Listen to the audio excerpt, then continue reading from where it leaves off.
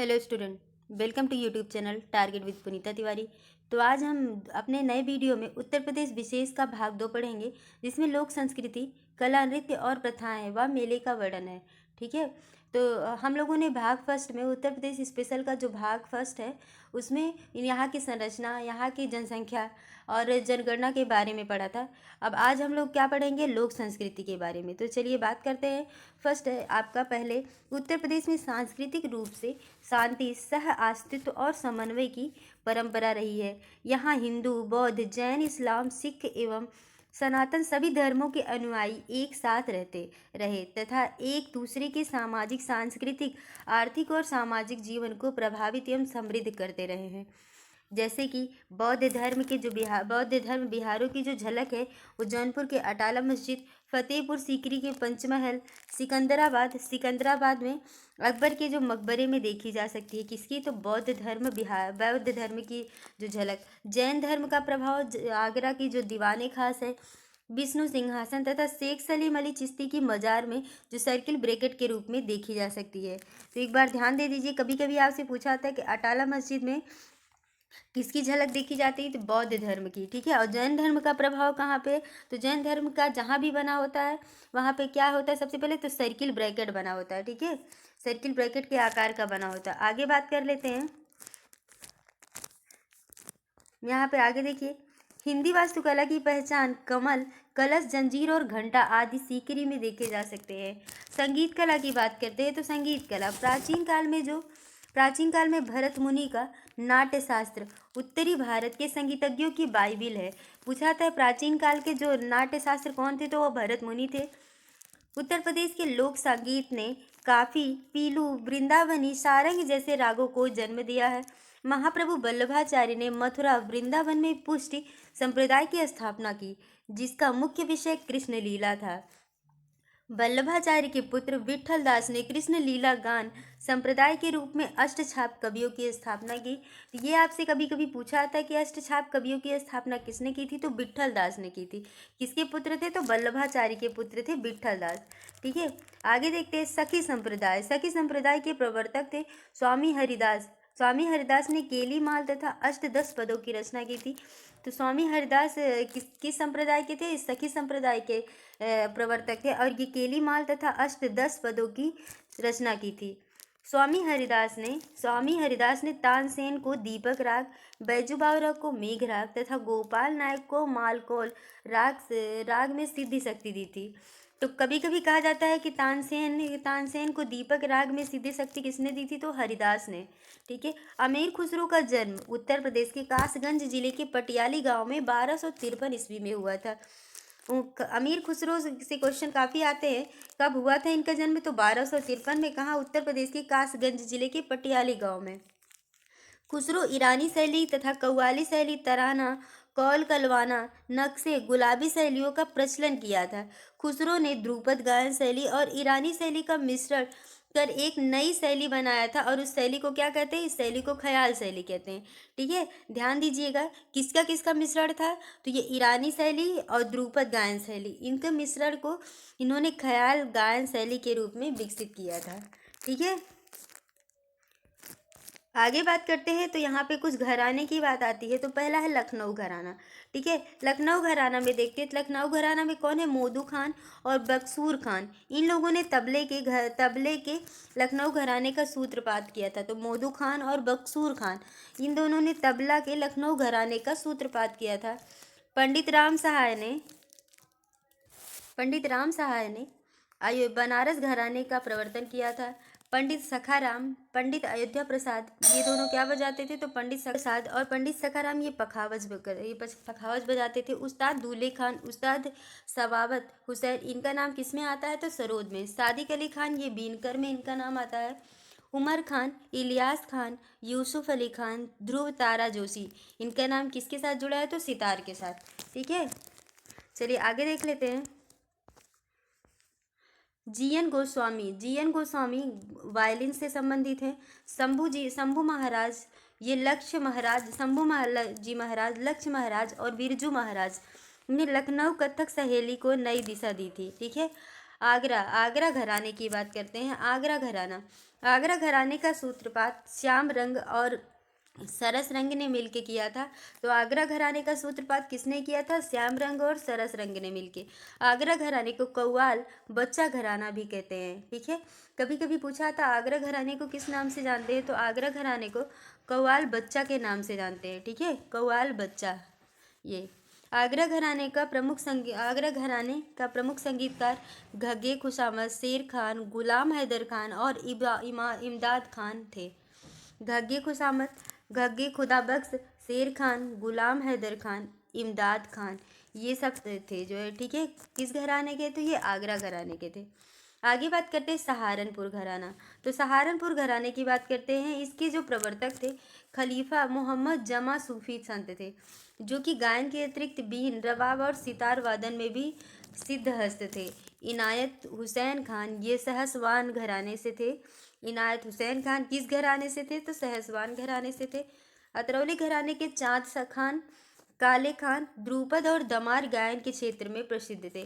तो पूछा था अतरौली घराने से कौन कौन थे जो कि द्रुपद दमार गायन में प्रसिद्ध थे? तो चाँद खान और काले खान। अलीगढ़ घराने, अलीगढ़ घराना का आरंभ जोधे खान से माना जाता है। शाहजहांपुर घराना ये सरोद वादन के क्षेत्र में विशेष प्रसिद्ध था। ठीक है, तो शाहजहांपुर घराना सरोद वादन के क्षेत्र में प्रसिद्ध था। इलाहाबाद घराने की जो गायिका थी जानकी बाई उर्फ छप्पन छुरी, अपनी मीठी आवाज़ के लिए काफ़ी प्रसिद्ध की जाती है। ये किस घराने की थी? जानकी बाई उर्फ छप्पन छुरी, तो ये इलाहाबाद घराने की थी और ये गायिका थी। प्रदेश का जो शास्त्रीय नृत्य कौन सा है? तो कथक है, हम जानते हैं। उत्तर प्रदेश की अंतर्राष्ट्रीय ख्याति शहनाई वादन, अंतर्राष्ट्रीय ख्याति उत्तर प्रदेश की क्या है? शहनाई वादन एवं बांसुरी वादन क्रमशः उस्ताद बिस्मिल्लाह खां तथा हरिप्रसाद चौरसिया के द्वारा किया जाता था। वाराणसी की सितारा देवी तथा अलकनंदा देवी ने कथक नृत्य के क्षेत्र में ख्याति हासिल की थी।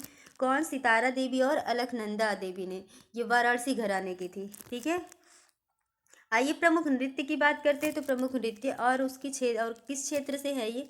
तो चारकुला कहाँ का है? तो ब्रजभूमि का है। पाई डंडा ये भी ब्रजभूमि का है। राई ये कहाँ का है? तो ये बुंदेलखंड का है। सॉरी, पाई डंडा ये बुंदेलखंड का है। राई कहाँ का है? ये भी बुंदेलखंड का है। चौरसिया नृत्य बुंदेलखंड का है। कार्तिक गीत ये भी बुंदेलखंड का है। कर्मा की बात करते हैं तो कर्मा मिर्जापुर और सोनभद्र का है। चौरसिया ये कहाँ का है? तो जौनपुर का है।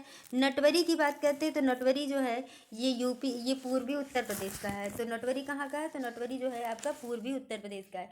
एक बार फिर से देखते हैं तो यहाँ पे बात करते हैं चारकुला कहाँ पे है? तो चारकुला ब्रजभूमि का है। ठीक है, चारकुला ब्रजभूमि में है। ठीक है, और चारकुला ब्रजभूमि में है। और आपका पाई डंडा कहाँ पे है? तो बुंदेलखंड में है। राई बुंदेलखंड में है। और ये जो चौरसिया है ये 2 बार लिखा गया है, तो चौरसिया ये जौनपुर है। ठीक है, चौरसिया जौनपुर है। कार्तिक गीत ये कहाँ का है? तो कार्तिक गीत बुंदेलखंड का है। ठीक है, कर्मा कहाँ का है? तो मिर्जापुर सोनभद्र का है। चौरसिया जौनपुर का है। नटवरी कहाँ का है? तो पूर्वी उत्तर प्रदेश का है। नटवरी पूर्वी उत्तर प्रदेश का है। आगे और देख लेते हैं लोकगीत। कुछ लोकगीत प्रसिद्ध हैं। लोकगीत का और इसका क्षेत्र, तो रसिया कहाँ का है? तो ये ब्रजभूमि का है। ठीक है, कजरी मिर्जापुर का है। आल्हा की बात करते हैं तो ये बुंदेलखंड का है। और बिरहा कहाँ का है? तो बिरहा पूर्वांचल का है। और इसी तरह से आप पढ़ते रहिए, हम आपके लिए क्वेश्चन आंसर भी लेके आएंगे जो कि इंपॉर्टेंट क्वेश्चन आंसर है जो आपके एग्जाम में आए हुए हैं। तो अगर आपको प्लीज़ मेरा ये वीडियो पसंद आ रहा हो और आपको इससे कुछ हेल्प मिल रही है तो आप इस चैनल को लाइक, शेयर और सब्सक्राइब करिए। ठीक है, यही मेरी भी हेल्प होगी। आगे बात करते हैं पाई डंडा दीपावली नृत्य बुंदेलखंड के अहीरों द्वारा खेला जाता है। पाई डंडा और दीपावली ये नृत्य बुंदेलखंड के अहीरों द्वारा किया जाता है। राय नृत्य की बात करते हैं तो राय नृत्य राय नृत्य जो होता है राय नृत्य जो है ये कहाँ के लोग करते हैं? तो बुंदेलखंड के लोग करते हैं। ठीक है, बुंदेलखंड के लोग श्री कृष्ण जन्माष्टमी के अवसर पर किया जाता है। ये कौन करता है? तो बुंदेलखंड की महिलाएं करती है राय नृत्य, जो कि ये श्री कृष्ण यहाँ पे लिखा था जो कि श्री कृष्ण जन्माष्टमी के अवसर पर किया जाता है और बुंदेलखंड की महिलाएं करती है। आगे ध्यान देते हैं सहरा नृत्य। सहरा नृत्य क्षेत्र के हमीरपुर, झांसी तथा ललितपुर जिले में प्रसिद्ध है। यह नृत्य वर्षा ऋतु में कृषक समुदाय के युवा लड़के व लड़कियों द्वारा हाथ में डंडा लेकर के किया जाता है। ठीक है, तो सहरा नृत्य कौन करता है? तो बुंदेलखंड के क्षेत्र हमीरपुर झांसी ललितपुर के जिले में प्रसिद्ध है और ये वर्षा ऋतु में कृषक समुदाय के बच्चों द्वारा किया जाता है। ठीक है, दो समूहों के मध्य प्रतियोगिता स्वरूप गायन को ख्याल कहते हैं। ये क्वेश्चन आपसे कभी कभी पूछा था। दो समूहों के मध्य प्रतियोगिता स्वरूप गायन को क्या कहते हैं? तो ख्याल कहते हैं। ठीक है, आगे बात करते हैं।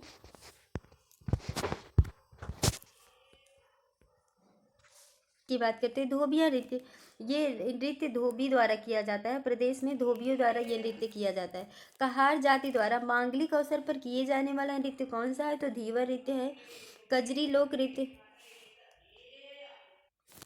कजरी लोक नृत्य ये सावन महीने में महिलाओं द्वारा मिर्जापुर क्षेत्र में किया जाता है। हिंदू मुस्लिम एकता के प्रतीक सुलह कुल उत्सव, इसका आयोजन आगरा में किया जाता है। महाकुंभ 12 वर्ष के पश्चात तथा अर्धकुंभ 6 वर्ष के पश्चात होता है। ठीक है, महाकुंभ कितने वर्ष? 12 वर्ष के पश्चात और अर्धकुंभ 6 वर्ष के पश्चात। एक बार ध्यान दीजिए, धोबिया नृत्य कौन करता है? धोबी द्वारा किया जाता है। कहार जाति द्वारा मांगलिक अवसर पर धीवर नृत्य किया जाता है। कजरी जो है ये मिर्जापुर क्षेत्र की महिलाएं गाती हैं सावन के महीने में। हिंदू मुस्लिम की एकता द्वारा सुलह कुल उत्सव मनाया जाता है, वो भी कहाँ? आगरा में। ठीक है, आगे ध्यान देते हैं। 1975 में उत्तर प्रदेश में भारतेंदु नाट्य अकादमी की स्थापना की गई थी। तो ये क्वेश्चन आपसे पूछा जाता है, भारतेंदु नाट्य अकादमी की स्थापना किस वर्ष की गई? तो 1975 में। कुछ और भी है, इसके बारे में देख लेते हैं। भारतीय जन नाट्य संघ, ये कहाँ पे है? तो आगरा में है। साधना नाट्य संघ, ये कहाँ है? तो गाजियाबाद में है। नेहरू बाल भवन अभिनय ज्योति, ये कहाँ है? तो इलाहाबाद में। नेहरू बाल भवन अभिनय ज्योति ये कहाँ पे है? तो नेहरू बाल भवन ये इलाहाबाद में है। ठीक है, आगे बात करते हैं, ये गलत है। आगे उत्तर प्रदेश रंगमंच विषयक पत्रिका 1953-54 में भारतीय जन नाट्य संघ आगरा के शीर्ष मंच से प्रकाशित की गई थी। ये कौन सी है? पहली पत्रिका जो कि 1953-54 में भारतीय जन नाट्य संघ आगरा द्वारा प्रकाशित की गई थी। रंगमंच विषयक है। वर्ष 1911 में लखनऊ में राज्य की कला एवं शिल्प महाविद्यालय का स्थापना हुई थी। वर्ष 1911 में राज्य में कला एवं शिल्प महाविद्यालय की स्थापना हुई थी। तो प्रदेश की जातियों के बारे में देखते हैं। तो उत्तर प्रदेश में पाई जाने वाली प्रमुख जातियों में कौन से? गोंड, बुक्सा, थारो, राजी, जौनसारी, खरबार और महीगीर हैं। ठीक है, उत्तर प्रदेश की जो जनजातियों में प्रमुख हैं गोंड, बुक्सा, थारो, राजी, जौनसारी, खरबार और महीगीर हैं। उत्तर प्रदेश के जालौन एवं फैजाबाद में एक भी जनजाति नहीं है। तो ध्यान दीजिएगा, उत्तर प्रदेश में कहाँ जनजाति नहीं है?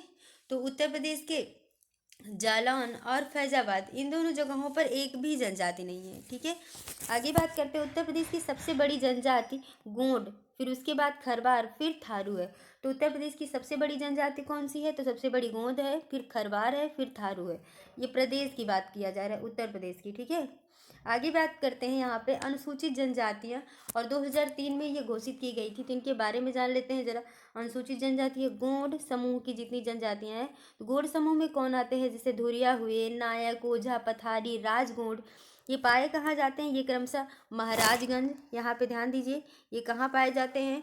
तो ये महाराजगंज, सिद्धार्थनगर, बस्ती, गोरखपुर, देवरिया, मऊ, आजमगढ़ और मिर्ज़ापुर में पाए जाते हैं।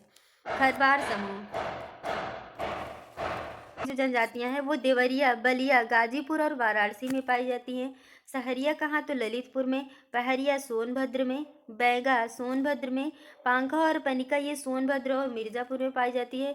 अगरिया सोनभद्र में पाई जाती है। पटारी सोनभद्र में है। चेरो सोनभद्र और वाराणसी, भुइयाँ सोनभद्र में। तो ये आपके लिए काफ़ी ज़्यादा इंपॉर्टेंट होने वाली है कि जनजातियाँ पूछी जाती है। कभी कभी पूछा था सहरिया कहाँ है? तो उत्तर प्रदेश में। पहरिया कहाँ है? सोनभद्र में। बैगा सोनभद्र, पांखा और पनिका सोनभद्र। इसी तरह से कर करके आपसे कई क्वेश्चन पूछे जाते हैं अनुसूचित जातियों और जनजातियों के।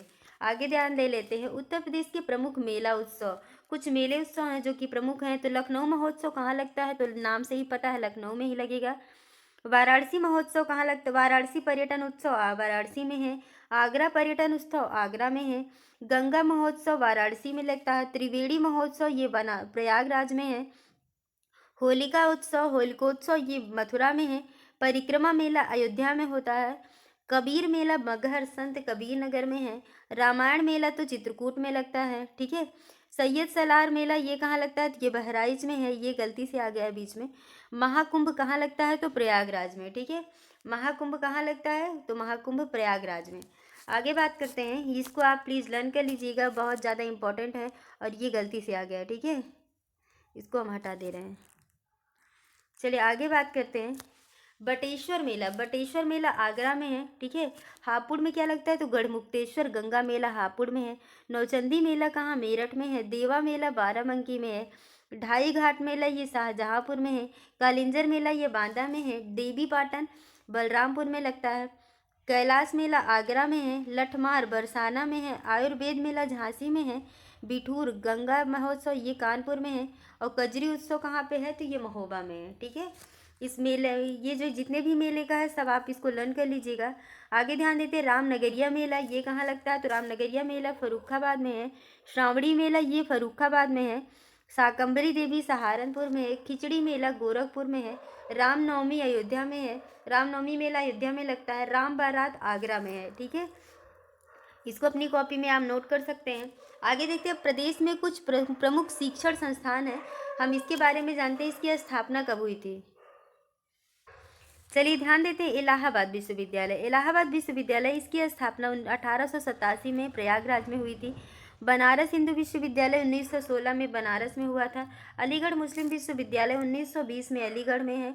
बाबा साहेब भीमराव अम्बेडकर विश्वविद्यालय 1996 में लखनऊ में। राजीव गांधी राष्ट्रीय विमानन विश्वविद्यालय ये 2013 रायबरेली में है। रानी लक्ष्मीबाई केंद्रीय कृषि विश्वविद्यालय 2014 झांसी में। कुछ इंपॉर्टेंट है तो बहुत सारे, लेकिन हमने सिर्फ यहाँ पे वही लिया है जो इम्पोर्टेंट है। चंद्रशेखर आजाद कृषि एवं प्रौद्योगिक विश्वविद्यालय कानपुर में है 1974 में। और ये उत्तर प्रदेश के जितने भी एग्जाम्स हैं सब में ये आते हैं, ठीक है। आपसे पूछा जाता है कि इस यूनिवर्सिटी की स्थापना कब हुई थी।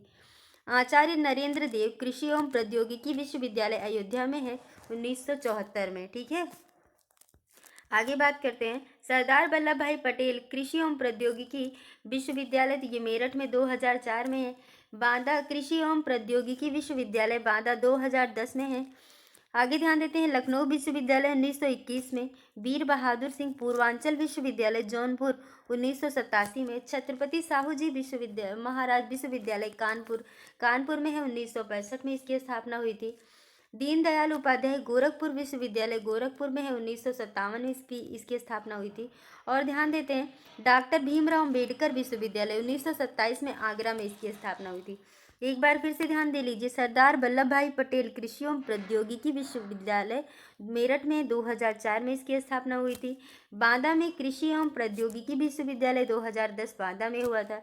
लखनऊ विश्वविद्यालय 1921 में है। वीर बहादुर सिंह पूर्वांचल 1987 में है। छत्रपति साहू जी महाराज के 1965 में। दीनदयाल उपाध्याय ये कब इनका? तो 1957 में। डॉक्टर भीमराव अम्बेडकर आगरा में यूनिवर्सिटी भीमराव अम्बेडकर विश्वविद्यालय आगरा में है 1927 में। अगले वाले में हम आपके लिए उत्तर प्रदेश में जो भी योजनाएं चलाई जाती हैं उसको लेके आएंगे, ठीक है।